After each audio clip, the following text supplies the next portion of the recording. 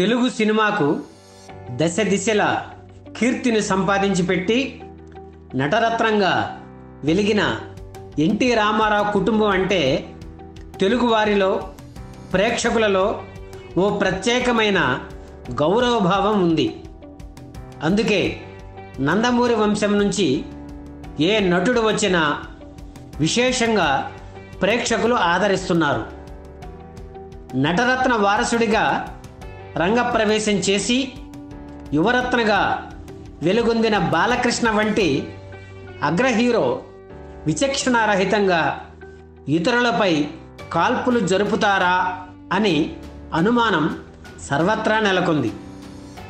ఆయనే కాల్పులు జరిపి ఉంటే అందుకు దారి తీసిన కారణాలేమిటి, ఎందుకు అంతటి చర్యకు పూనుకోవాల్సి వచ్చింది అనే ప్రశ్నలు ఆ సమయంలో అందరినీ వేధించాయి. గతంలో ఎన్నడూ జరగని సంఘటన కావడంతో తెలుగు పరిశ్రమ కూడా నివ్వెరబోయింది. తెలుగు చిత్ర పరిశ్రమ ఎన్నడూ చూడనటువంటి దురదృష్టకర సంఘటన 2004 జూన్ 2న చోటు చేసుకుంది. అప్పటి వరకు తెలుగు సినీ రంగంలో హీరోలు నిర్మాతలపై దర్శకులపై చేయి చేసుకున్న సంఘటనలు ఉన్నాయి. అయినా అవేమీ వెలుగు చూడకుండా 4 గోడల మధ్య సమాధి అయ్యేవి. ఒకవేళ తెలిసినా ఎవరు పెద్దగా పట్టించుకునేవారు కాదు. కానీ జూన్ 2 రాత్రి బాలకృష్ణ ఇంట్లో జరిగిన కాల్పుల సంఘటన మాత్రం తెలుగు చిత్ర పరిశ్రమను ఓ కుదుపు కుదిపేసింది. నిర్మాత బెల్లంకొండ సురేష్, జ్యోతిష్యుడు సత్యనారాయణ చౌదరిలపై జరిగిన కాల్పులు అందరినీ ఉలిక్కిపడేలా చేశాయి. అగ్ర కథానాయకులలో ఒకరిగా, ప్రాణాలు ఇచ్చే అభిమానులు కలిగిన నటుడిగా, రికార్డులు సృష్టించిన హీరోగా తెలుగు చలనచిత్ర చరిత్రలో స్థానాన్ని సంపాదించుకున్న బాలకృష్ణకు మళ్ళీ పూర్వ వైభవం వస్తుందా రాదా అన్న ప్రశ్న ఆ రోజుల్లో అందరినీ వేధించింది.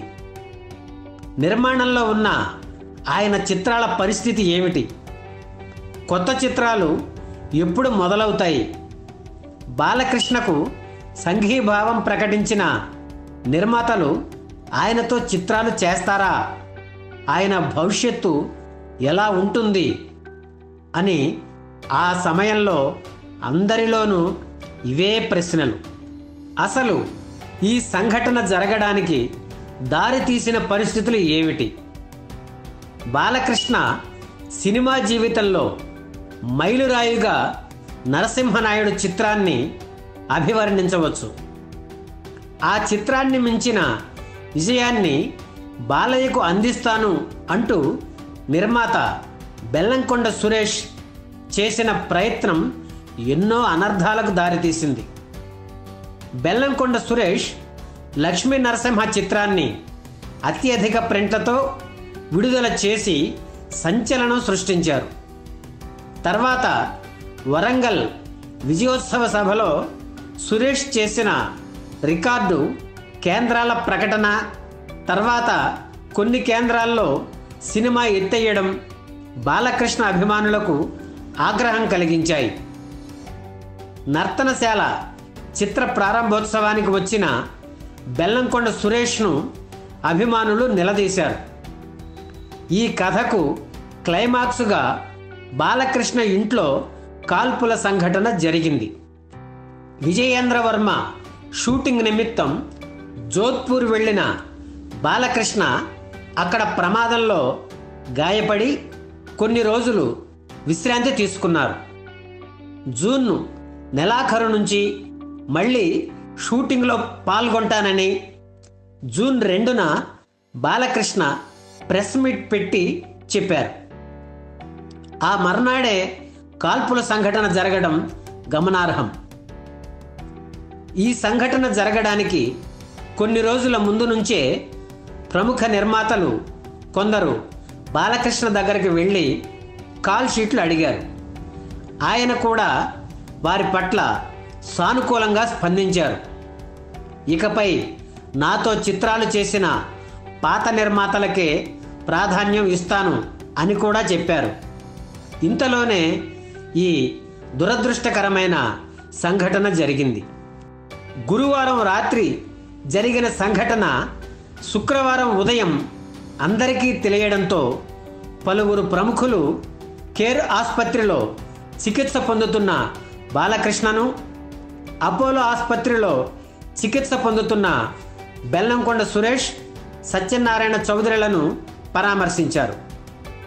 నిజానిజాలు ఏమిటనేది తెలియనప్పటికీ ఈ సంఘటన దురదృష్టకరమైనదని, ఇక ముందు ఎన్నడూ ఇలాంటిది జరగకూడదని చిత్ర ప్రముఖులు వ్యాఖ్యానించారు. బాలకృష్ణ ఆరోగ్యంపై ఆయన అభిమానులు ఎంతో ఆందోళన చెందారు. ఆయనకు ఏమీ కాకూడదని, క్షేమంగా తిరిగి రావాలని ప్రార్థనలు చేశారు. అభిమానుల ప్రార్థనలు ఫలించాయని చెప్పాలి. నిర్మాత బెల్లంకొండ సురేష్, జ్యోతిష్యుడు సత్యనారాయణ చౌదరిలపై కాల్పుల కేసులో అభియోగాలు ఎదుర్కొన్న బాలకృష్ణ చివరికి విడుదలయ్యారు. ఈ కేసుకు సంబంధించి జరిగిన వాదోపవాదాలు అనంతరం 2005 ఫిబ్రవరి 4న హైదరాబాద్ నగర metropolitan sessions judge Rajagopal Reddy hero Balakrishna, ఆయన సతీమణి వసుంధర, డ్రైవర్ కనకయ్యలను నిర్దోషులుగా ప్రకటిస్తూ తీర్పు వెలువరించారు. ఈ కేసులో ముందుగా పేర్కొన్న వారిపై అభియోగాలు రుజువు చేయడంలో పోలీసులు విఫలమయ్యారని జడ్జి తన తీర్పులో పేర్కొన్నారు. సాంకేతిక సాక్ష్యాలు కూడా బలం చేకూర్చనందున ఈ కేసును కొట్టివేస్తున్నట్లు జడ్జి ప్రకటించారు.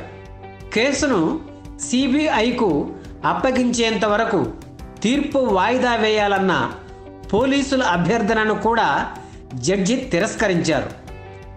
ఫిబ్రవరి 4న తీర్పు వెలువడుతుందన్న వార్తతో రాష్ట్రం నలుమూలల నుండి బాలకృష్ణ అభిమానులు హైదరాబాదుకు తరలివచ్చారు. తీర్పు వెలువడగానే బాణసంచా కాల్చుతూ తమ సంతోషాన్ని వ్యక్తం చేశారు. ఉదయం 11 గంటలకు తీర్పు వెలువడిందని తెలియడంతో అభిమానులు ముందుగానే బాలకృష్ణ ఇంటికి వెళ్ళి ఆయనకు నైతిక మద్దతును తెలియజేశారు. అనంతరం కోర్టుకు చేరిన అభిమానులు తీర్పు కోసం ఉత్కంఠతో ఎదురు చూశారు. తీర్పు అనుకూలంగా వచ్చిందని తెలియగానే ఆనందంతో నృత్యం చేశారు. ఈ సంవత్సరం ఫిబ్రవరి 4 తమకు నిజమైన సంక్రాంతి అని అభిమానులు సంతోషాన్ని వ్యక్తం చేశారు.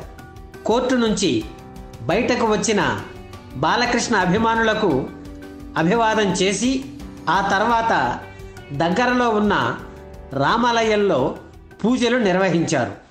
ఈ వీడియో మీకు నచ్చితే లైక్ చేయండి, షేర్ చేయండి, వెంటనే సబ్స్క్రైబ్ కూడా చేయండి.